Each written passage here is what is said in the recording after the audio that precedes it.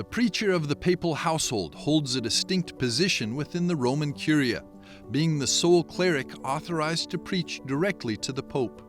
He offers spiritual reflections to the Pope and other high-ranking church officials. The tradition dates back to the medieval era, when general procurators of the four mendicant orders, Franciscans, Dominicans, Augustinians, and Carmelites, preached before the papal court during Advent and Lent. Over time, this evolved into the singular office of the apostolic preacher, carrying forward a rich legacy of faith and scholarship.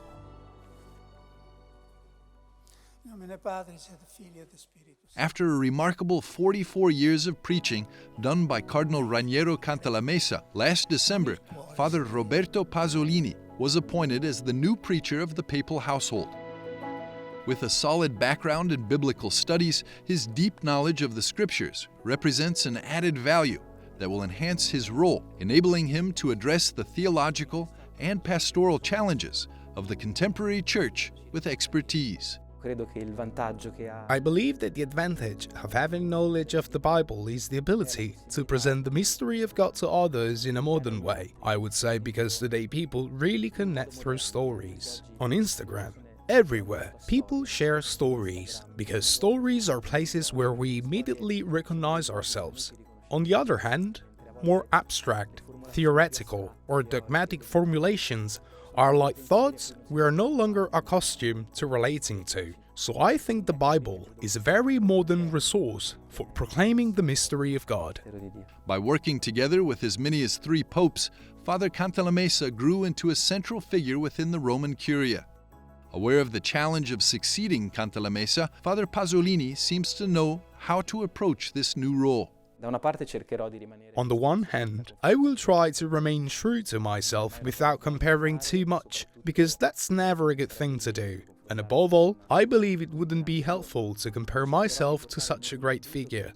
I will try to bring my own contribution, which I think will be more focused on biblical theology given my formation. And then, by staying true to myself, I don't think I will prevent my humanity, which is that of a much younger friar than Father Raniero, from communicating through a language and approach that resonates more with people of my age. This will naturally create a small discontinuity, as always happens when different generations take over.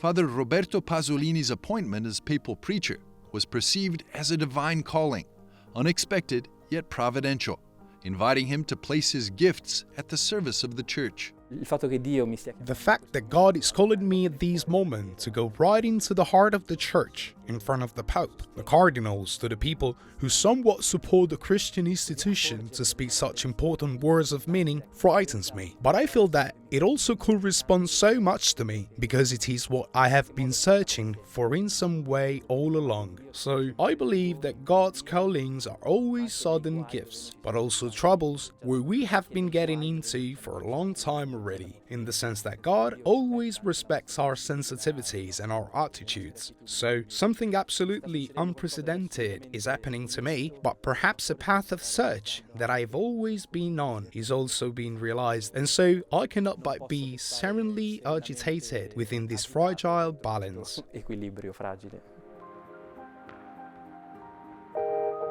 Father Pasolini's next duties in his new role are scheduled for the Fridays of Lent, with homilies on the meaning of penance and spiritual renewal in preparation for Easter.